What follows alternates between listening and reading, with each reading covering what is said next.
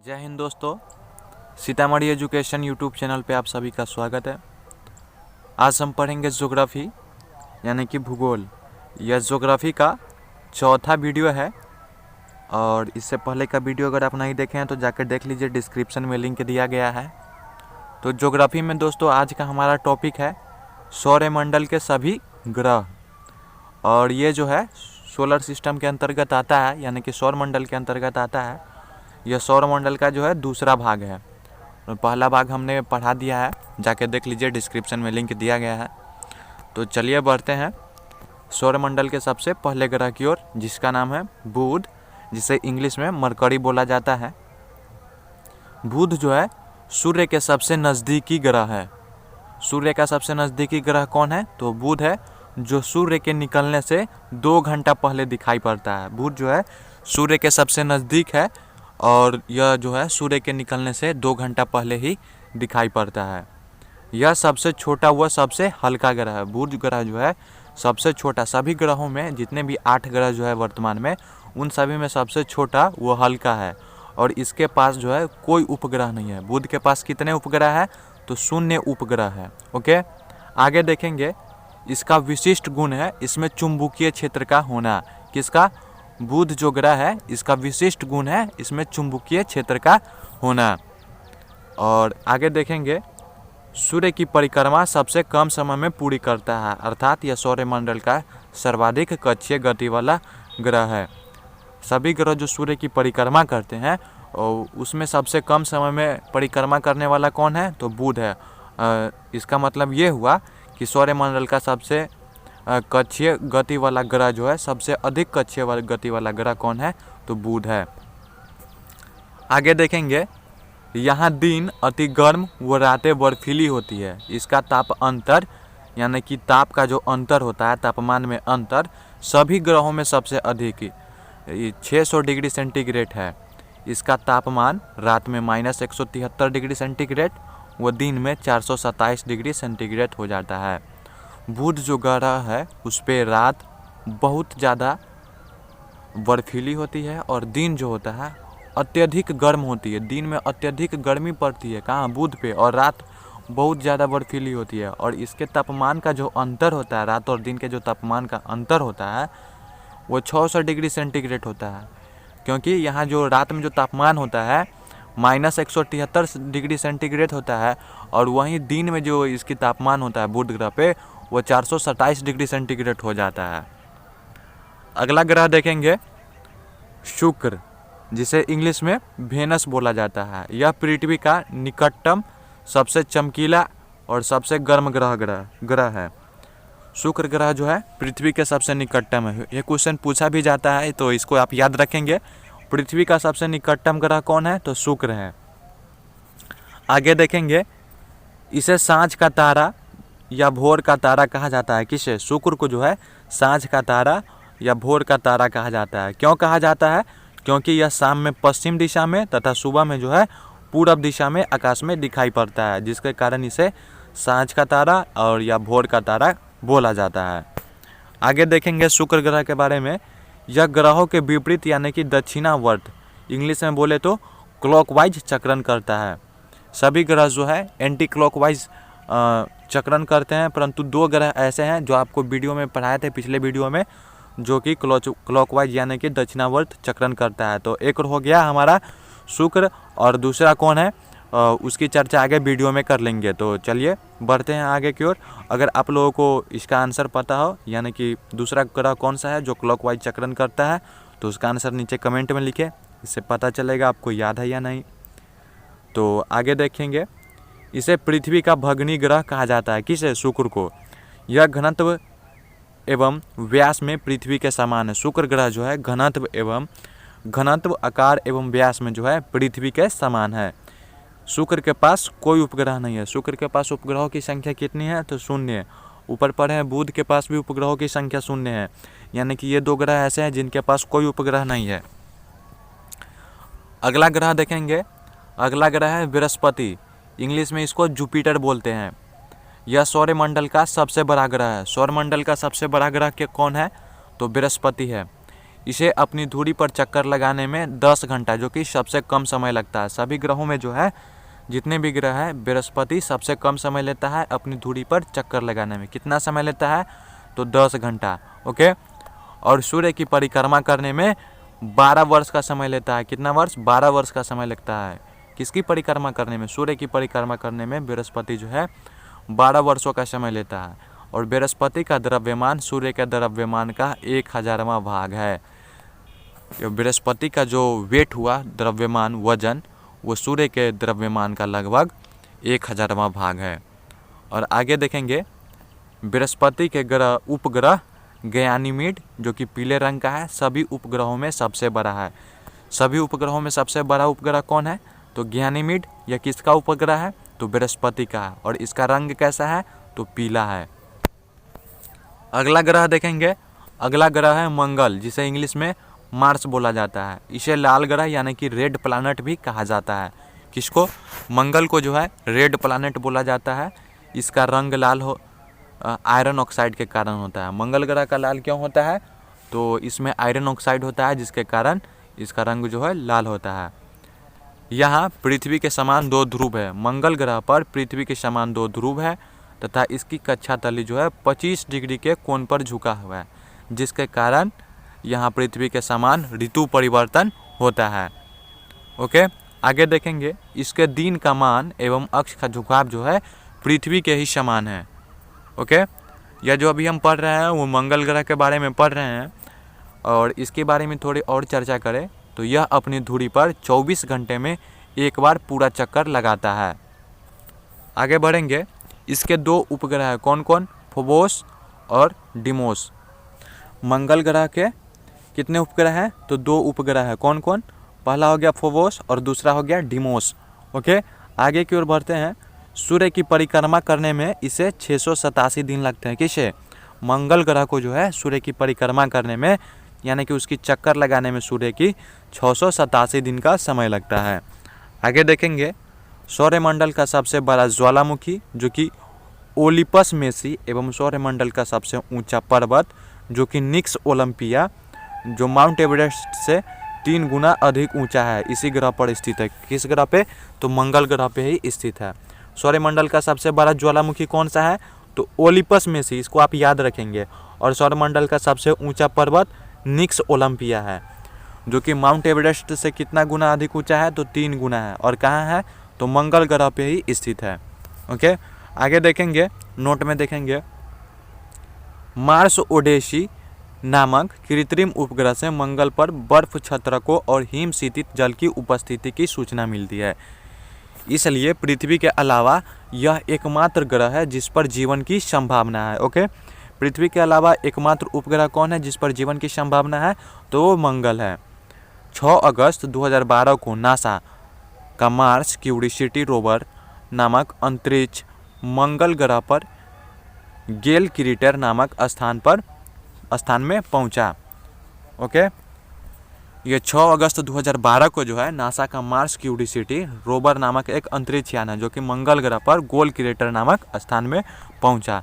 यह मंगल पर जीवन की संभावना तथा उसके वातावरण, यानी कि उसके आसपास का कैसा वातावरण है, वायु, तो इसका अध्ययन कर रहा है। और भारतीय अंतरिक्ष अनुसंधान संस्थान यानी कि इसरो का मतलब होता है Indian space research and organization, इसका पूरा फुल फॉर्म होता है, ने अपना मंगलयान जो है मार्स ऑर्बिट मिशन, यानी कि शॉर्टकट में बोले तो मॉम, एम से हो गया मार्स, ओ से ऑर्बिट, एम से मिशन, 5 नवंबर 2013 को श्रीहरिकोटा जो कि आंध्र प्रदेश में पड़ता है से ध्रुवीय अंतरिक्ष प्रक्षेपण यान PSLV C-25 से प्रक्षेपित किया था।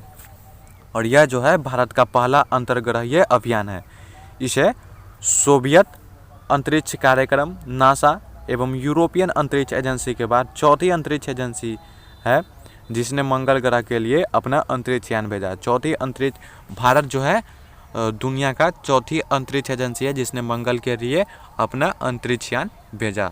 अगला ग्रह के बारे में हम चर्चा करेंगे तो वो है शनि, जिसे इंग्लिश में स्टर्न बोलते हैं। यह आकार में जो है दूसरा सबसे बड़ा ग्रह है। आकार में दूसरा सबसे बड़ा ग्रह कौन है? तो वह शनि है।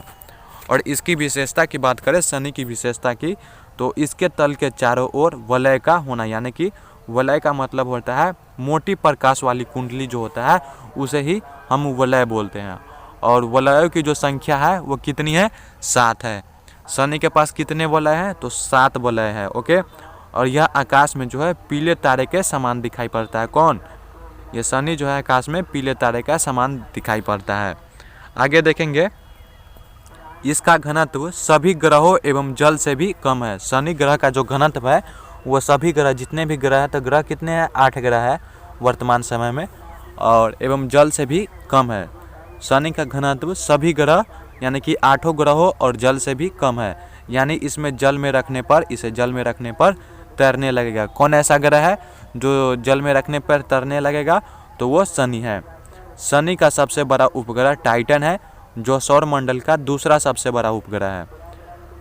टाइटन किसका उपग्रह है, तो वो शनि का है, और टाइटन जो है पूरे सौरमंडल का दूसरा सबसे बड़ा उपग्रह है, और यह आकार में जो है बुध के बराबर है। टाइटन की खोज 1665 ईस्वी में डेनमार्क के खगोल शास्त्री क्रिश्चियन हाइजोन ने की।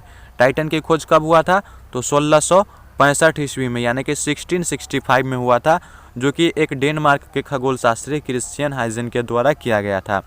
यह एकमात्र ऐसा उपग्रह है जिसका पृथ्वी जैसा स्वयं का सघन वायुमंडल है।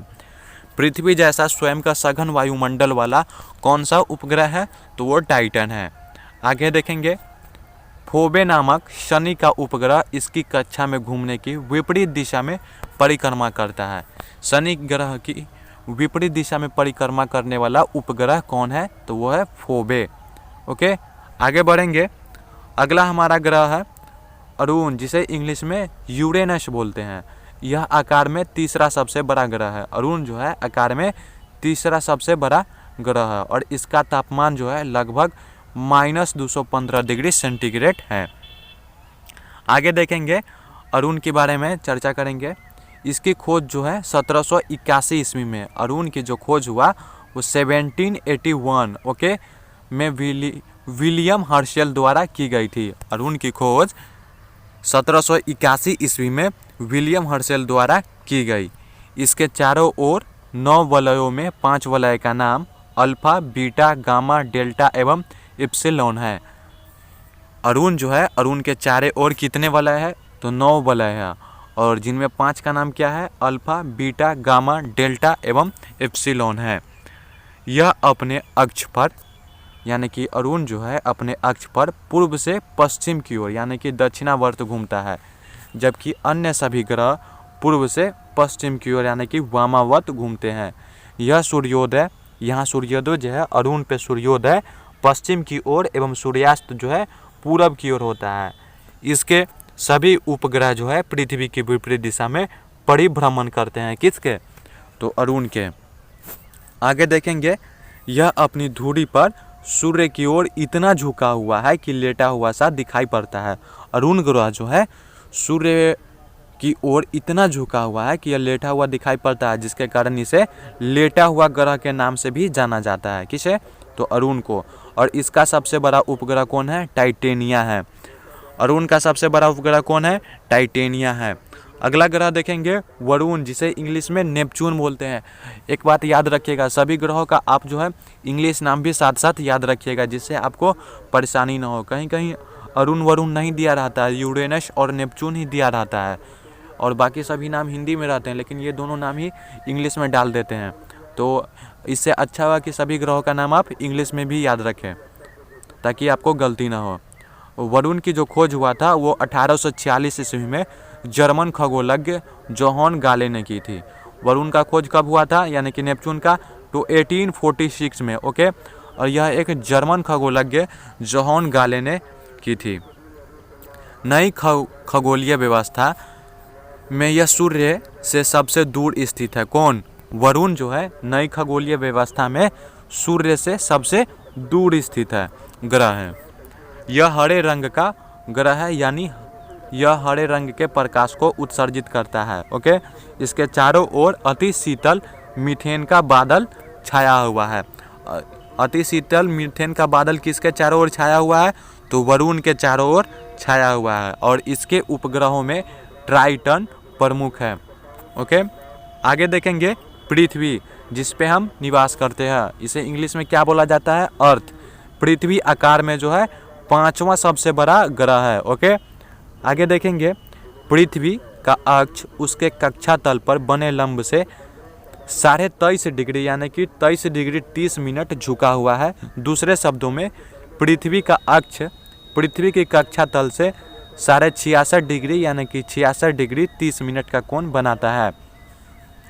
पृथ्वी जो है उसके अक्षा तल पर बने लंब से कितना डिग्री झुका हुआ है? तो 23.5 डिग्री। ओके, 23.5 बोले तो या 23.1/2 बोले तो बात वही हुआ। यह सौरमंडल का एकमात्र ग्रह है जिस पर जीवन संभव है। कौन? वर्तमान में जो है सौरमंडल का एकमात्र उपग्रह पृथ्वी है जिस पर जीवन संभव है। और यह संभावना जो है जीवन यापन की संभावना है जो मंगल ग्रह पे भी अभी तलाशी जा रही है। और इसका एकमात्र उपग्रह चंद्रमा है। पृथ्वी का कितना उपग्रह है? तो एक उपग्रह है जिसका नाम जो है चंद्रमा है। आगे देखेंगे इसका विषुवतीय व्यास जो है 12,756 किलोमीटर और ध्रुवीय व्यास 12,713.6 किलोमीटर है। हमारी ग्रह जो पृथ्वी जो है जिस पे हम निवास करते हैं उसका विषुवतीय व्यास जो है वो 12,756 किलोमीटर है। और वहीं इसकी ध्रुवीय व्यास की बात कर ले तो 12,713.6 किलोमीटर है। और दोनों व्यास का जो अंतर है वो कितना है? तो वो दोनों व्यास का जो बीच का अंतर है वो 43 किलोमीटर का है।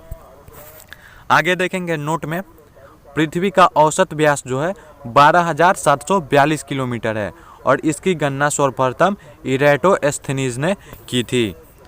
ओके, सूर्य से पृथ्वी की जो दूरी है वो 149.6 मिलियन किलोमीटर है। यह अपने अक्ष पर पश्चिम से पूर्व 1610 किलोमीटर प्रति घंटा की चाल से 23 घंटे 56 मिनट और 4 सेकंड में एक चक्कर पूरा लगाती है। पृथ्वी जो है अपने अक्ष पर पश्चिम से पूरब की ओर 1610 किलोमीटर प्रति घंटा की चाल से 23 घंटा 56 मिनट और 4 सेकंड में एक चक्कर पूरा लगाती है। पृथ्वी की इस गति को क्या बोला जाता है? घूर्णन या दैनिक गति कहते हैं। तो घूर्णन या दैनिक गति किसे कहते हैं ये आप समझ गए। और इस गति से ही दिन रात होते हैं। पृथ्वी पे जो दिन रात होते हैं वो घूर्णन या दैनिक गति के कारण ही होते हैं। ओके, आगे बढ़ेंगे। पृथ्वी को सूर्य की एक परिक्रमा करने में 365 दिन 5 घंटे 48 मिनट 46 सेकंड का समय लगता है। पृथ्वी को जो है सूर्य की एक परिक्रमा करने में कितना दिन का समय लगता है? तो 365 दिन 5 घंटे 48 मिनट 46 सेकंड का समय लगता है। और इसे लगभग में बोले तो 365 दिन 6 घंटा का समय लगता है। और इसी समय अवधि के दौरान जो है परिक्रमा पूरी करने में पृथ्वी का माध्यम वेग जो है लगभग 30 किलोमीटर प्रति सेकंड से 29.8 किलोमीटर प्रति सेकंड होता है। सूर्य के चतुर्दिक पृथ्वी के इस परिक्रमा को पृथ्वी की वार्षिक गति अथवा परिक्रमण गति कहते हैं। पृथ्वी की वार्षिक गति अथवा परिक्रमण गति किसे बोलते हैं ये आप जान गए। और पृथ्वी को जो है सूर्य की एक परिक्रमा करने में लगे समय को सौरवर्ष कहा जाता है। सौरवर्ष किसे कहते हैं? पृथ्वी को सूर्य की एक परिक्रमा करने में लगा समय को पृथ्वी का सौरवर्ष कहा जाता है। प्रत्येक सौरवर्ष कैलेंडर वर्ष से लगभग 6 घंटे बढ़ जाता है, जिसे हर चौथे वर्ष में लीप वर्ष बनाकर समायोजित किया जाता है। लीप वर्ष जो है 365 दिन का होता है और सामान्य वर्ष जो है 365 दिन का होता है, जबकि लीप ईयर जो है लीप वर्ष वो 366 दिन का होता है, जिसके कारण फरवरी माह में जो है 28 के स्थान पे 29 दिन का होता है। ओके, लीप ईयर में जो है फरवरी माह 29 दिन का हो जाता है, जबकि सामान्य वर्ष में जो है फरवरी माह कितने दिन का होता है? तो वो 28 दिनों का होता है। पृथ्वी पर ऋतु परिवर्तन इसकी अक्ष पर झुके होने के कारण वो सूर्य के सापेक्ष इसकी स्थिति में परिवर्तन यानी कि वार्षिक गति के कारण होती है। पृथ्वी पर जो ऋतु परिवर्तन होता है वह इसके अक्ष पर झुके होने के कारण और सूर्य के सापेक्ष इसकी स्थिति में परिवर्तन यानी कि वार्षिक गति के कारण होती है। और वार्षिक गति के कारण ही पृथ्वी पर दिन रात का छोटा बड़ा होता है। ओके, आकार एवं बनावट की दृष्टि से जो है पृथ्वी किसके समान है? तो शुक्र के समान है। आकार एवं बनावट की दृष्टि से पृथ्वी जो है शुक्र के समान है। जल की उपस्थिति के कारण इसे नीला ग्रह भी कहा जाता है। नीला ग्रह किसे कहा जाता है? तो वो पृथ्वी को कहा जाता है। और क्यों कहा जाता है? तो जल की उपस्थिति के कारण पृथ्वी को नीला ग्रह बोला जाता है। आगे देखेंगे, सूर्य के बाद पृथ्वी के सबसे निकट का तारा जो है वह प्रोक्सिमा सेंचुरी है। सूर्य के बाद पृथ्वी के सबसे निकट का तारा कौन है? तो प्रोक्सिमा सेंचुरी, जो अल्फा सेंचुरी समूह का एक तारा है। प्रोक्सिमा सेंचुरी किस समूह का तारा है? तो वो जो है अल्फा सेंचुरी का समूह का एक तारा है। और यह पृथ्वी से है 4.22 प्रकाश वर्ष की दूरी पर है। नोट देखेंगे, 24 अगस्त 2006 ईस्वी को अंतर्राष्ट्रीय खगोल विज्ञानी संघ यानी कि IAU की प्राग चेक गणराज्य बैठक में खगोल वैज्ञानिकों ने प्लूटो ग्रह को ग्रह का होने का दर्जा खत्म कर दिया। प्लूटो जो है 2006 से पहले एक ग्रह हुआ करता था और उस समय जो है ग्रहों की संख्या 9 हुआ करती थी, लेकिन वर्तमान में जो है 8 ग्रह है। और ये 2006 के बाद से प्लूटो को ग्रह होने का दर्जा खत्म कर दिया गया। क्यों खत्म कर दिया गया तो इसको भी जानिए। क्योंकि इसकी कक्षा जो है वृत्ताकार नहीं है और यह वरुण ग्रह की कक्षा से होकर गुजरती है। नई खगोलीय व्यवस्था में प्लूटो को बौने ग्रह की श्रेणी में रखा गया है। यह सूर्य का निकटतम तारा है। प्लूटो जो है सूर्य का निकटतम तारा माना जाता है और इसे जो है वर्तमान समय में किस श्रेणी में रखा गया है? तो इसे बौने ग्रहों की श्रेणी में रखा गया है। और यह किस व्यवस्था के अंतर्गत किया गया है? तो यह नई खगोलीय व्यवस्था जो लागू की गई है उसके अनुसार से इसे बौने ग्रह की श्रेणी में रखा गया है। अच्छा, बौना ग्रह कौन कौन से हैं? ये बात हम पिछले वीडियो में आपको पढ़ाए थे। अगर आप लोगों को याद है तो नीचे कमेंट सेक्शन में ज़रूर लिखिए, जिससे आपको पता चलेगा कि आपको याद है या नहीं। ओके, आगे बढ़ते हैं। साइरस या डॉग स्टार जो है पृथ्वी से 9 प्रकाश वर्ष की दूरी पर स्थित है एवं सूर्य से 2 गुने द्रव्यमान वाला तारा है। सूर्य से 2 गुने द्रव्यमान वाला तारा कौन है? तो साइरस या डॉग स्टार, जो कि पृथ्वी से 9 प्रकाश वर्ष दूर स्थित है। यह रात्रि में दिखाई पड़ने वाला सर्वाधिक चमकीला तारा है। रात्रि में दिखाई पड़ने वाला सर्वाधिक चमकीला तारा कौन है? तो वो साइरस या डॉग स्टार है। अगर इस वीडियो का PDF डाउनलोड करना चाहते हैं तो टेलीग्राम चैनल ज्वाइन करें, जिसका लिंक जो है नीचे डिस्क्रिप्शन में दिया गया है। और हाँ, इसी तरह के और भी वीडियो देखने के लिए सीतामढ़ी एजुकेशन यूट्यूब चैनल को जरूर सब्सक्राइब करें। और अब आप हमारे फेसबुक पेज से भी जरूर जुड़े, जिसका लिंक नीचे डिस्क्रिप्शन में दिया गया है।